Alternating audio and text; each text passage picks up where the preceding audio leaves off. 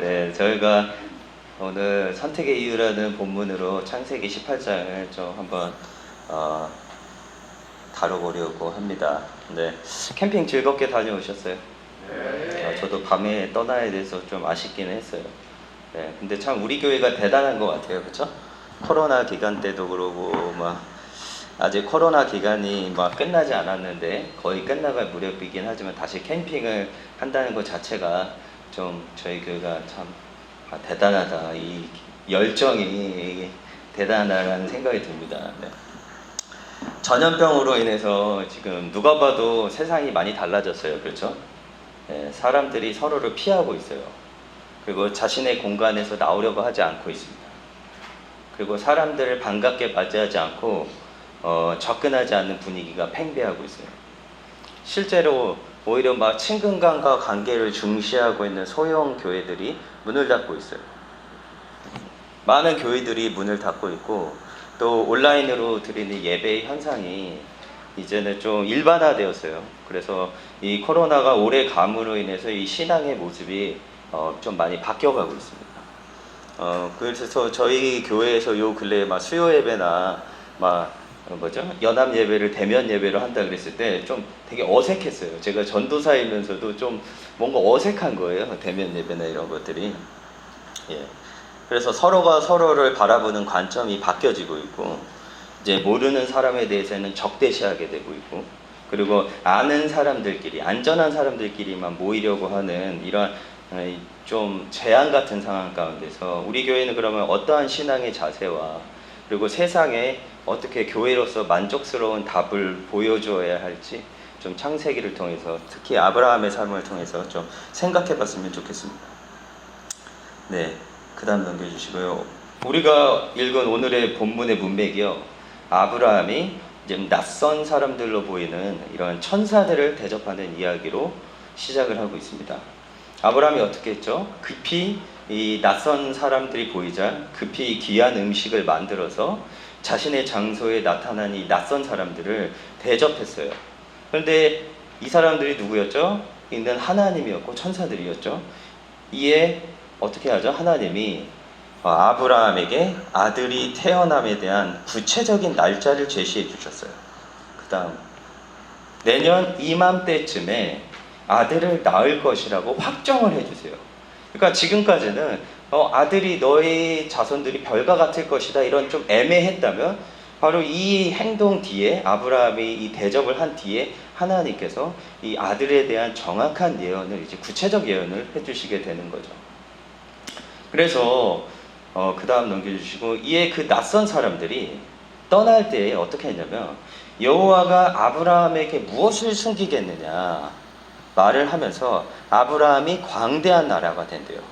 그리고 천하 만민이 아브라함으로 인해 복을 받게 될 것임을 예언하셨어요.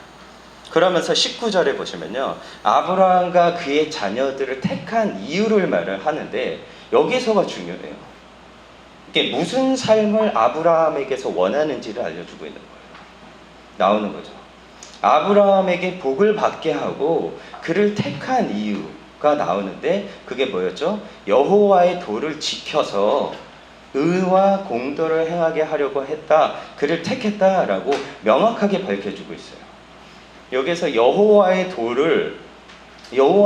도가 주어진 핵심이 나오는데 여호와의 도, 말씀이 주어진 핵심이 뭐냐면 그리고 또 지켜져야 하는 백성도 언급이 되는데 바로 그게 뭐냐면 의와 공도를 행하게 하려고 했다라는 거예요. 여호와께서 아브라함에게 자녀를 주시는 까닭은요, 바로 이 의와 공도를 행하게 할 주인공, 즉 사람이 필요한 까닭이고 또한 땅에 거하게 하시는 까닭, 땅을 주시는 이유는 바로 이 의와 공도를 행하고 이루어갈 공간이 필요했기 때문에 줬었던 거예요. 그러므로 모든 열방이 아브라함으로 통해 아브라함의 자손들을 통해서 복을 받게 되는 순서인 거예요. 반대로, 그렇다면 우리가 반대로 항상 생각을 해봐야 돼요. 그렇다면 반대로 의와 공도를 행하지 않는 자는 하나님의 택함을 받은 믿음의 자녀들이 아니다라고 우리가 볼 수가 있는 거죠. 여기서 믿음의 조상과 자녀들의 삶의 원리가 나오고 있어요.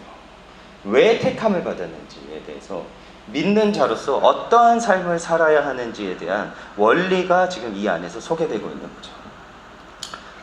의와 공도가 더 좀 우리한테는 좀 이해하기 힘들지만 누가 공도라는 말을 써요, 이 세상에서. 저는 공도라는 말 들어본 적도 없어요. 근데 이 의와 공도라고 공도가 더 이해하기 쉬운 말이 바로 공의와 정의라는 말이에요.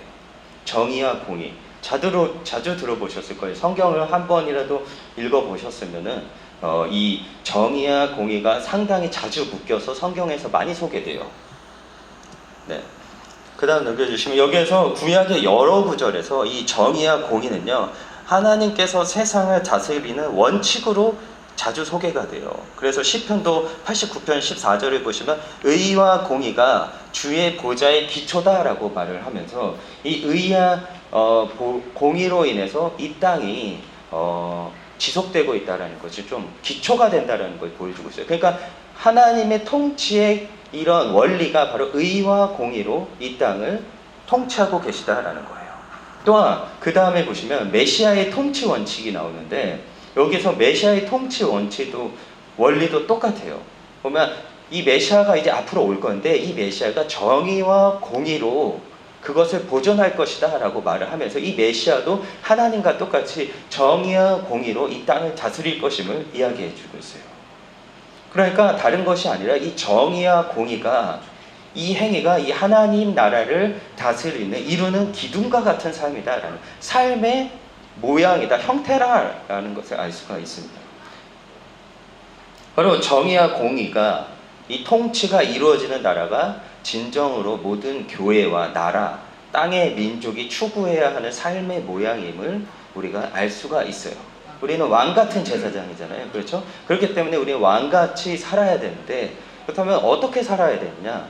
바로 하나님과 메시아의 통치 원칙을 따라서 우리 삶 가운데서 정의와 공의를 행하는 삶을 행해야 되는 것을 알 수가 있는 거죠. 그래서 땅과 백성, 복이 우선적이 아니다라는 거예요. 바로 정의와 공의를 행하는 것. 그러므로 모든 열방이 이와 같이 행하고 하나님 나라가 확장하며 이루어지는 것이 바로 우선이고 이 아브라함과 그 자손들을 선택한 이유는 바로 정의와 공의를 행하게 하려고 선택하신 거예요. 그렇다면 여기에서 의와 공도는 대체 무엇일까? 우리가 좀 정의를 하고 넘어가는 게 좋겠죠. 이 두 개가 자주 쌍으로 쓰이는데 여기에서 이 한 쌍이 성경에서 여기에서 처음 등장하는 거예요. 정의와 공의로 이제 계속 뒤에서는 주로 그렇게 쓰이게 돼요. 그러면 이 공의라는 단어가 의라고 말하는 이 공의라는 단어는 째다카라는 이 히브리어예요. 즉 정의, 의로움, 칭의 이런 여러 가지 뜻이 있어요. 근데 이에 대해서 이 김근질 교수님이라는 분이 이걸 잘 정의하셨는데 이 구약의 학자들이 이 정의에 대해서 이 째다카에 대해서 그러니까 공의에 대해서 정의할 때 합의한 것이 있는데 바로 이 째다카가 올바른 관계를 나타낸다라고 정의하고 있어요. 그러니까 구약의 학자들은 이 공의를 올바른 관계라고 정의를 한대요. 그렇다면 이 째다카가 올바른 관계를 의미하는데 뭐가 올바른 관계이냐라는 거죠. 그죠? 그렇다면 이 구약에서 의인이라고 하면은 우리가 욥을 대표적으로 볼 수가 있는데 의인은 욥을 묘사하는데 사용되는 이 의의 기준으로 봤을 때 의인은 그러니까 욥을 통해서 나타나는 욥이 어떤 행동이 의였냐라는 것을 우리가 성경 구절을 봐서 의를 정의할 수 있는데 의인은 상호 간에 공감을 하고 마음을 같이함으로 나타나는 행위다라는 것을 알 수가 있어요. 이 욥에서 나타나는 의의 행동들을 보았을 때. 즉 구약에서 의인은요, 째다카는요, 선지서나 욥의 삶을 통해서 나타나는 상호 관계 가운데 의로움, 즉 바로 관계의 올바름이다라는 거죠. 그래서 이것들이 어떻게 드러나냐면요, 바로 공감과 나눔으로 통해서 나타나는 행위가 바로 이 째다카예요. 바로 이웃의 사정이 내 사정이 되는 것이 째다카다라는 말이죠. 또한 이 단어가 이 하나님에게 쓰여지면요, 하나님과 내가 마음을 같이 하는 것이 바로 이 째다카라는 단어예요. 그래서 아브라함이 하나님을 믿으니 하나님이 그거를 째다카로 여겼다라고 말하는 게, 너가 나를 믿었으니까 우리 관계가 올바라졌다라는 것을 의미하고 있는 거예요. 바로 하나님과 올바른 관계가 맺어지는 거예요.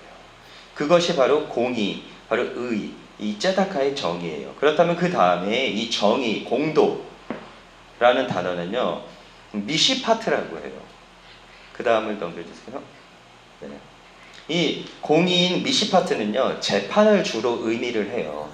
그것은 하지만 상당히 의미를 좁게 한 것이라고 할 수 있어요. 재판이 뭐죠?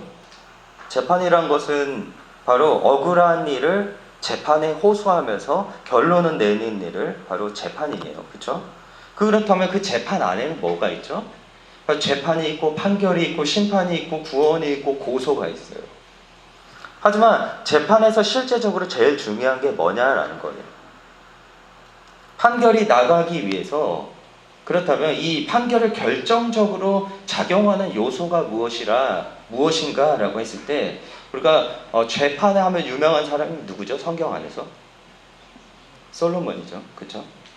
그렇다면 솔로몬이 열왕기상 3장에서 이 재판을 하기 때문에 하나님에게 도움을 요청하는데, 그것이 무엇이었냐라고 했을 때 개역 한글은 지혜라고 말을 했지만, 여기서 누가 주의 이 많은 백성을 재판할 수 있사오리까 듣는 마음을 종에게 주사 주의 백성을 재판하여 선악을 분별하게 하옵소서라고 했어요. 그러니까 재판을 잘하기 위해서 하나님, 저는요 듣는 마음을 주세요라고 한 거예요. 지혜를 줬다고 말을 하는 게 아니라 듣는 마음을 주세요라고 이야기를 한 거예요.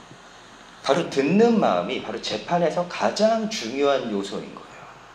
무엇보다도 재판에서 중요한 것은 듣는 거예요. 듣는 마음이에요. 바로 사람들의 호소를 듣는 것이고, 악한 자의 호소에 귀 기울여 주는 것, 그리고 들어야지 올바른 판단을 내릴 수가 있어요. 이것이 바로 미시파트의 원리예요. 바로 이 정의, 미시파트는 주요 의미가 바로 듣는 거예요. 듣는 거. 그래서 솔로몬이 듣는 마음을 받았어요. 그러면서 일어난 일이, 바로 그 다음에 일어난 사건이 뭐였죠? 바로 창기들이 와서 재판을 요청을 해요. 그 시대에서 가장 천하고 가장 피해야 되는 사람들이 바로 창기들인데, 바로 그 사람들의 이야기를 이 위대한 왕 솔로몬이 들어주고 있는 거예요. 그래서 올바른 미시파트를 내려주고 있어요. 이 과정이 바로 미시파트다라는 거예요. 그렇다면 저희가 다시 한번 정리할게요. 공의, 째다카는 윤리적 측면에서 올바른 관계를 의미하고 있고, 이것은 가난한 자를 돕고 마음을 같이해서 공감하고, 슬픈 일을 당한 사람이 있다면, 힘든 일을 당한 사람이 있다면 공감하고 도와주는 것을 의미해요. 이 의라는 말, 공의는. 그러면 정의, 바로 이 미시파트라는 말은요, 같이 재판에 호소하는 거예요. 그가 고아이건 과부이건 창기이건 나그네이건 외모와 상관없이 뇌물에 좌우되지 않고 그에게 귀를 기울여서 공정하게 판결을 내는 것. 또 구조적인 도움이기도 하죠. 바로 의와 공의와 정의라는 말은요, 바로 마음을 같이 하는 것과 귀를 기울여 주는 것이 바로 원리예요. 그 안에서요. 그렇다면 이와 같은 행위가 아브라함의 삶 가운데서 일어났냐라는 거예요. 갑자기 하나님이 아브라함을 택함받은 이유가 나오는데, 바로 정의와 공의를 행하기 위해서다라고 이 문맥 가운데서, 아브라함의 이 문맥 가운데서 소개되는데, 그러면 우리가 갑자기 뜬금없이 정의와 공의라는 원리가 나온 거잖아요. 그렇다면 어떤 아브라함의 행위가 정의와 공의에 연관된 행동이 있기 때문에 갑자기 하나님이 이렇게 선포한 것일까라는 것을 우리가 좀 문맥적으로 살펴봐야 돼요. 갑자기 뜬금없이 하나님이 그거 대접받았는데 내가 너를 정의와 공의로 내가 너를 행하게 하려고 너를 불렀다라고 말하고 그걸로 끝나는 그거는 문맥적인 성경 읽기의 방법이 아닌 거죠. 그렇다면 정의와 공의가 아브라함의 지금 주의 행동 가운데 지금 하나님이 이렇게 선포했을 때 이 어디에서 이런 행동이 나왔냐라는 거예요. 바로 이 아브라함의 행위에서 정의와 공의의 원리가 담겨져 있는 구체적인 행위가 분명히 있었을 것이다 라는 거죠. 지금 아브라함은요, 지금 하나님과 천사가 변장해서 나타난 낯선 자들, 나그네들을 대접하고 있어요. 지금 하나님이 지상으로 나타난 거예요. 주로 성경에 기록되어 있는 하나님의 나타나심은 어떻게 나타나죠? 대체로 예배나 제단을 쌓는 일로 나타나요. 하지만 이 사건에서 단순히 어떻게 나타나시냐면 접대로 나타나고 계세요. 우리는요 잘 모르겠지만 구약에서는요 낯선 사람을 환대하는 것이 바로 일종의 구원의로 불러오는 예배 행위로 봤었어요. 그래서 유대인들의 탈무드를 보면요 객들에게 베푼 호의는 하나님의 임재를 환영하는 것보다 더 위대하다라는 기록이 있어요. 그리고 이 아브라함을 신약에서 묘사할 때 믿음을 대표하는 인물로 묘사되고 있어요. 그래서 보면 여러분이 로마서나 갈라디아서를 보면 믿음의 조상으로 나와 있어요. 하지만 재미있는 점은요. 유대주의에서 역사에서 이 아브라함은요. 믿음의 조상으로 대표되기보다는요. 오히려 믿음보다 대접, 즉 손님 대접, 환대로 대표되는 것을 알 수가 있어요. 유대인의 역사에서는. 즉 이스라엘의 역사에서 특히 이 Writing of Levi라는 글에면요 여기에서 저자는요 아브라함이 보여주었던 믿음보다는요 오히려 큰 대접이나 환대를 언급하고 있어요. 특히 아브라함이 지금 18장에서 보시면요 이 세 명의 비밀스러운 사람들을 대접한 것을 보여주고 있는데 그 중에 한 명이 누구였죠? 하나님이었어요. 그렇다면 이 하나님이 아브라함에게 진짜 실제적으로 나타나셨을 때가 어떤 시기이냐라는 거예요. 이전에 17장에서 무슨 사건이 있었을까요? 우리가 지금 저번에도 우리 목사님을 통해서 설교를 계속 들었지만 2주 전부터 이 시기에 아브라함이 막 할례를 마쳤었던 시기예요. 17장에서. 그리고 아브라함은 어떻게 됐죠? 새로운 정체성을 물려받았어요. 즉 새로운 이름을 하나님으로부터 받았어요. 즉 할례를 마쳤다는 의미는요. 무슨 의미죠? 이제 아브라함이 온전히 하나님께 자신의 의지를 맡겼다라는 거예요. 바로 하나님과의 언약이 자신을 메어버린 행위예요. 여러분 아시겠지만 지금까지 언약이 이전에도 한두 번이 있었지만 그건 아브라함이 실제적으로 한 건 없어요. 다 하나님이 횃불 사이로 걸어다니시고 쪼갠 짐승 사이로 걸어다니시고 주로 하나님이 언약에 자신을 메인 행동들을 보여줬다면 지금 할례를 통해서 이제 아브라함이 내가 이 언약에 매이겠다라는 것을 보여주고 있는 거죠. 이제 자신도 또한 새로운 이름을 받았어요. 즉 새로운 정체성을 가진 기독교인이 되는 순간이었던 거예요. 즉 창세기 17장에서 보시면 새로운 정체성과 함께 하나님께서 명하신 대로 아브라함이 할례를 행했고 그 다음 이야기가 뭐냐면요. 바로 이 세 명이 찾아오는 이야기인 것을 언급하고 있어요. 바로 아브라함이 하나님과의 언약에 자신을 헌신했고 그리고 바로 뒤에 행한 행위가 대접이었다라는 거예요. 순서가 매우 중요해요. 성경에는 순서가 중요한데 바로 인과관계가 상당히 중요한데 이는 그렇다면 아브라함이 새로운 정체성을 갖고 정말 이제 믿는 사람이 되었어요. 그렇다면 이 순서를 통해서 믿는 사람으로 보여줘야 하는 가장 우선적인 삶의 행위가 무엇인지 알려주고 있는 거예요. 언약이 할례로 통해서 이루어지고 하나님이 낯선 나그네의 모습으로 아브라함에게 나타난 거예요. 그리고 어떻게 됐죠? 본문인 18장에서 이제 아브라함이 원하던 아들의 예언이 구체적으로 지금 선포되고 있는 거예요. 제가 아까도 언급했지만 이스라엘의 역사는요. 유대인의 관점에서 보는 아브라함의 삶 가운데서 주목해야 할 점이 있다라고 말을 하는데 그게 바로 아브라함의 대접과 환대라고 말을 해주고 있어요. 바로 낯선 자를 향한 호의와 사랑인 거예요. 이것은요 성경 안에서도 계속되는 기독교인이 잊지 말고 행해야 되는 중요한 덕목이었어요.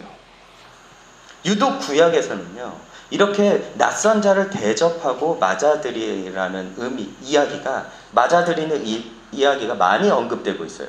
그것도 아주 중요한 시기들에 보면 이 이야기가 이러한 낯선 자들을 대접하는 이야기가 언급되어 있어요. 이 히브리서에서도 대접에 대해 나와 있어요.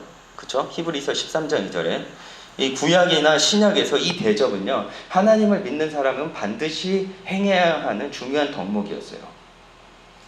보시면요, 아브라함이 3명의 나그네를 환대한 것이나 대접한 것이나, 또한 롯이 천사들을 대접한 사건, 또한 라합이 여호수아에서 보시면 스파이들을 환대함으로 인해서 어떻게 됐죠? 가족이 구원을 받았어요. 그리고 또한 보아스가 롯을 환대했어요. 또한 과부가 엘리사를 환대하고 그를 위해 방을 마련해 준 일 등등 보면요, 중요한 시기마다 이런 나그네를 대접하는 이런 일들이 있었던 거예요. 그래서 구약에서 낯선 사람들을 대접함으로 통해서 어떻게 무슨 일이 벌어졌죠? 그 이야기들을 여러분 자세히 보세요. 바로 자신과 자신의 가족이 구원을 받는 일들이 계속 일어나고 있어요. 빠짐없이. 거의 모든 대접의 이야기들을 보면요, 자신만 구원 얻은 것이 아니라 자신과 자신의 자녀들도 같이 구원을 받게 되거나, 아니면 자신이 아이가 태어나거나 아이가 살아나는 이러한 구원의 사건들이 나타나고 있는 거예요. 구약을 통해서. 그래서 이 성경 안에서 보시면요, 이 나그네 대접이라는 것은 절대로 가벼운 덕목이 아니었던 거예요. 이건 옵션이 아니다라는 거예요. 이것은 필수의 삶인 거예요. 그 다음 PPT로 넘겨주시면, 바울의 가르침을 보면은요, 교회 안에서 책임을 갖고 있는 사람들 중에 덕목이 있는데, 중요한 덕목으로 바로 이 나그네 대접을 포함하고 있어요. 디도서나 디모데 전서에서 보시면 이 감독, 그러니까 교회에서 이 중요한 인물의 상위 목록 중에 하나가 바로 제일 우선시 되는 하나의 이 행위가 바로 대접이었던 거예요. 이 대접과 자비의 행위가 없는 기독교의 직분자는요, 성경적으로 절대로 말도 안 된다라는 것을 알 수가 있는 거예요. 신약을 보면서. 그 다음 PPT로. 그리고 이 믿는 사람들의 대접이 얼마나 필수가 되어야 하는지를 보여주는 결정적인 장면이 있는데, 바로 마태복음 25장에서 나타나는 하나님 앞에서 심판받는 양과 염소로 분류되는 순간이에요. 25장 38절을 보면요, 내가 줄일 때에 너희가 먹을 것을 줬고 목마를 때에 마시게 하였고 나그네 되었을 때 영접하였다라고 말하고 있어요. 바로 이 기준으로 인해서 어떻게 되는 거죠? 바로 양과 염소로 분류되는 거예요. 이 기준이 천국에 초대받는 양과 천국에서 쫓겨나는 염소와의 결정적인 차이다라는 거예요. 이제 이 나그네 대접이 얼마나 중요한지 여러분이 성경의 구절들로 통해서 이게 얼마나 중요한 신앙의 요소인지 깨달았으리라 생각이 들어요. 바로 하나님은요, 종종 구원을 이루시거나 무엇인가 개인이나 가족에게 중대한 사건이 있을 때 나그네의 사랑을 실천하도록 장을 제공해 주세요. 대접이라는 것은요, 그러니까 영어로는 love of stranger는요, 그냥 그 사람들에게 집을 내어주고 음식을 먹이는 것이 아니에요. 대접이라는 것은요, 하나님이 누구인지 상대편에게 보여주는 거예요. 이로 인해서 그 상대편이 하나님을 경험하고 구원을 경험하게 되는 거예요. 그 다음 PPT로 넘겨주시면, 우리가 하나님을 생각할 때요, 하나님이 어떻게 사람들을 구원하거나 교회를 세우실 때 우리는 하나의 그림이 있어요. 그게 뭐죠? 즉 하나님이 세상으로 가서 세상을 자기의 집으로 대접하기 위해서 어떻게 하시죠? 초대를 해주세요. 복음서에 보시면 우리는 대접에 대해 이보다 큰 이 이미지를 생각할 수가 없어요. 즉 대접이다라는 것은 이런 거예요. 우리가 하나님의 모습을 보여줘야 하는 거예요. 하나님이 사람들을 대접했듯이. 이것이 바로 이스라엘 민족의 소명이었어요. 하지만 이스라엘의 민족은요, 이것을 행하지 않았어요. 그래서 이스라엘 멸망하는, 도시가 멸망하고 성전이 무너지고 이러한 것들을 자세히 여러분이 읽어보시면요, 거기에서 항상 보면 나오는 게 소돔과 고모라에서도 그렇고, 그리고 사사기에서도 그렇고, 나그네들을 폭력적으로 대할 때, 그러니까 사람들은 그거를 자꾸 동성애라고 말하는데, 동성애보다도 더 중요한 게 그 상대편에게 보여주는 폭력이었어요. 나그네에게 보여줬던 환대하지 않고 보여주는 폭력이 그게 가장 심한 형태로 지금 동성애의 형태로 지금 나타났었던 거죠. 그렇다면 여기서 무엇이 아들의 연일 자세히 듣게 했냐라는 거예요. 성경을 읽을 때 어떤 것이 아들의 예언을 듣게 했냐라는 거예요. 여러분.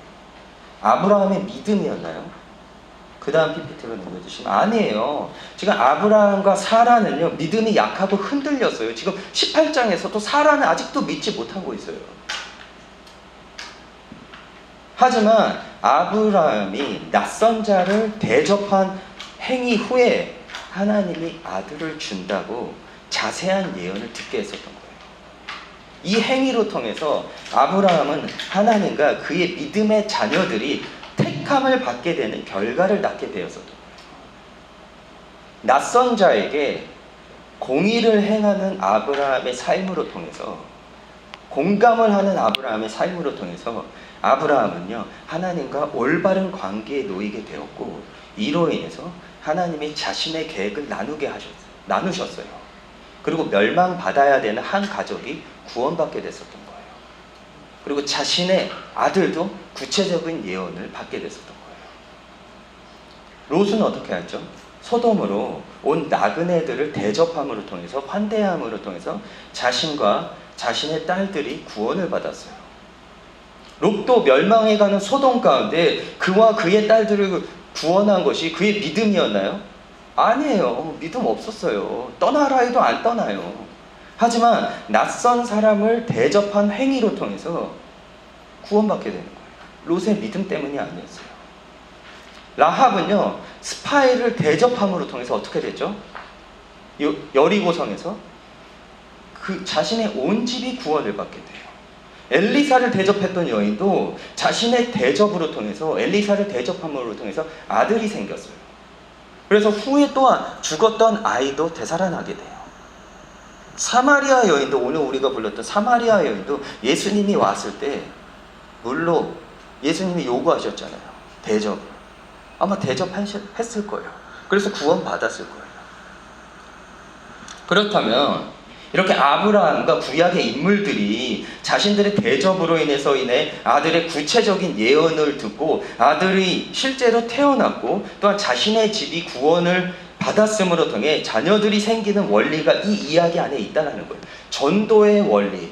우리가 구약에서는 아들이 많이 태어나는 것이 중요했다면, 신약에서는 아들이 많이 태어나고 실제적인 아들을 많이 낳는 것이 복이라는 이야기보다는 신약에서는 이제 영적인 아들을 낳는 것이 중요한 거였어요. 전도라는 것이 신약에는, 이 구약에서 실제적인 아들을 낳는 것의 개념이 신약에서는 이제 전도를 하는 개념으로 많이 바뀌었어요. 그래서 바울도 보면은 자기가 전도한 오네시모를 말을 하면서 내 아들이다, 디모데도 내 아들이다 라고 이렇게 말을 하잖아요. 그렇죠?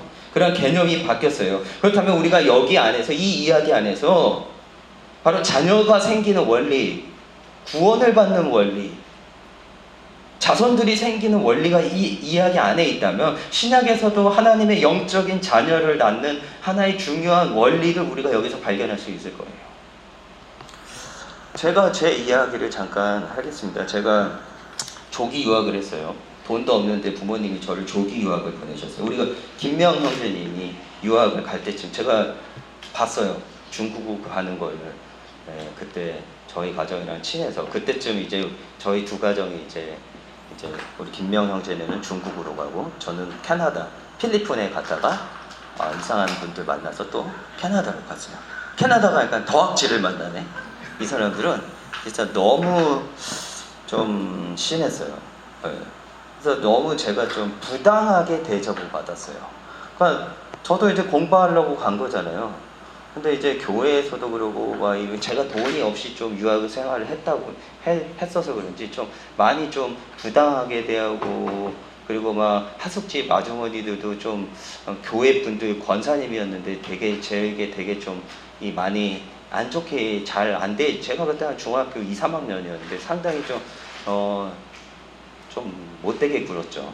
그리고 교회에서도 목사님이 이상하게 선교사님인데 이상하게 저희를 많이 힘들게 하더라고요. 그러니까 제가 교회에 오면요, 모든 짐을 다 날랐어요. 중학교 2, 3학년인데 이 앰프부터 해서 지하에서 1층으로 갖고 올라오는 거예요. 이 모든 세팅을 거의 제가 다 했어요. 그런데도 욕을 먹었어요. 그렇죠? 그래서 아주 좀 너무 부당하게 하고, 근데 그때 제가 너무 억울하고 너무 좀 마음이 안 좋고 그랬을 때 아무도 저에게 귀 기울여 주지 않는 거예요. 아무도 저를 공감해 주지 않는 거예요. 너는 문제아니까 이런 눈으로 자꾸 저를 보게 되는 거예요. 저희 부모님조차도 제가 이야기할 때 너가 잘못하는 거야. 그 선교사님은 아무 문제가 없을 거야 라고 이야기를 하는 거예요. 네. 그래서 이제 우리 부모님이, 우리 어머니가 나중에 왔는데 알게 된 게 뭐였냐면요, 제가 학교가 계속 못 다니고 계속 비자가 안 이루어지는 거예요. 거의 1년 반, 2년 가까이. 알고 보니까 제 유학 돈을 가지고 자기네들 인디언 사역에 쓰고 있었던 거예요. 그게 발견됐었던 거예요.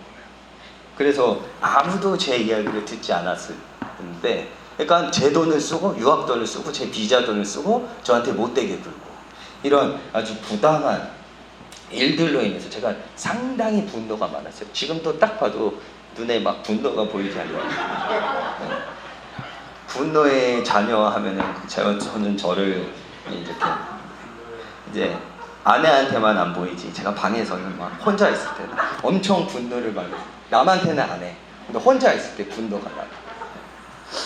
그래서 막 동물 방언이 막 계속, 방언을 제가 잘 못하는데 동물 방언이 혼자 있을 때는 나오더라고요.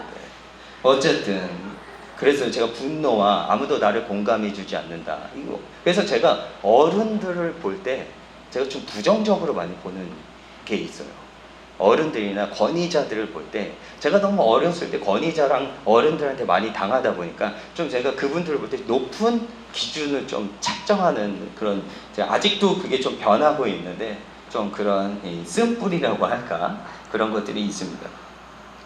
근데 이렇게 캐나다에서 공부를 하고 아주 너무 부당하게 있고, 또 캐나다에서 근데 이제 한국을 잠깐 가게 됐었는데, 그때 어떤 이제 교회 누나가, 저보다는 이제 나이 한참 많은 누나가 저한테 공감을 해주는 거예요. 저 이야기를 들어주고 저랑 시간을 보내주는 거예요. 그리고 맛있는 것도 사주고 시간을 보내주고, 처음으로 느꼈었던 공감이었어요. 그리고 어떤 형이, 교회 형이 제가 돈이 없을 때도 돈을 주고, 그리고 내 이야기를 들어주고, 그리고 그때도 좀 되게 많이 멍청했지만 많이 이상한 짓 하고 있었지만 그 형이 저를 믿어주더라고요. 일고가 대기만성이라는 게 있다. 야, 너가 지금 많은 걸 경험하면서 너가 더 좋은 사람이 될 것이다. 그렇게 말을 하면서 저한테 공감해주고 저를 이해해주고, 이러한 것들을 통해서 제가 상당히 많이 분노를 버리게 됐고, 상당히 많이 이제 도와주면서 제가 다른 사람들을, 제가 그 다음부터 이제 유학이 계속 이어졌었지만 제가 다시 캐나다로 돌아갔을 때 사람들을 제가 그 받은 사랑에 의해서 그 사람들을 도와주는 행동이 시작됐었던 것 같아요. 제가 봤을 땐 그게 제 기독교 인생 중에서 하나님의 사랑을 느끼게 했었던 가장 큰 하나의 포인트였었던 것 같아요. 뭔가 사랑을 경험하고 공감을 경험하니까 사람이 조금씩 바뀌더라고요, 제가. 그리고 또 우리 아내, 또 우리 장모님, 이렇게 저를 대접해주고 한데, 맨날 여자친구들 사귀면 여자친구들이 집안에 소개를 안 시켜주는 거예요. 부모님들이 안 좋아하니까 데려오지 말라 막 이런 소리를 하더라고요. 제가 그때 또 좀 간사 생활을 하고 있었잖아요. 그래서 이 간사 놈, 우리 딸을 데려가려고 막 이런 생각을 하셨었나 봐요. 네, 하지만 우리 아내와 또 우리 장모님, 장인어른이 저를 엄청 대접해주고 환대하면서, 또 그때를 통해서 제가 조금씩 이제 어른으로서 조금 그 사랑을 경험하고 변하게 됐었던 것 같아요. 그래서 우리 부모님은 항상 저를 하지만은 이 공감이란 걸 느꼈을 때가 저는 제 인생에서 2번의 순간이 있었던 것 같아요. 그게 바로 그 받았던 대접이 제 안에 따뜻하게 기억이 되고 있고, 그로 인해서 저는 다른 사람에게 이 환대를 하는 것의 중요성을 깨닫게 된 거죠. 바로 그리고 그 환대가 나를 분노에서 벗어나게 했어요. 억울하면서. 바로 아브라함은요, 나그네의 상황을 자기 상황처럼 여기면서 손님들을 대접하고 자신의 째다카를 보여줬어요. 이제 더 뒷장으로 넘어가면요. 무슨 이야기가 있죠? 이 사건 뒤에 하나님의 심판, 즉 미시파트가 선포될 때에 소돔과 고모라에 멸망하는 사람들의 울음소리를 듣고 어떻게 하죠? 이제 아브라함이 공감을 하고 있었을 거예요. 그래서 마음을 다해 구했어요. 하나님, 몇십 명이라도 구해주세요. 몇십 명이라도 구해주세요. 계속 그 사람들의 울음소리를 듣고 그 사람들을 마음을 다해 구하고 그들을 위해서 중재하고 있었어요. 그래서 그들이 자비로운 판결을 받을 수 있도록 계속적으로 이 아브라함이 중재했었던 거예요. 이게 바로 미시파트의 삶인 거예요. 바로 미시파트의 정의의 삶의 기본적 원리가 바로 그 뒤에 아브라함의 그 대접 사건 뒤에 나타나고 있는 거예요. 자기의 문제가 아니라 남의 문제를 가지고 하나님 앞에 서 있는 모습. 아브라함은 전혀 알지 못하는 낯선 사람들의 심판 판결을 위해서 지금 하나님께 간청드리고 있어요.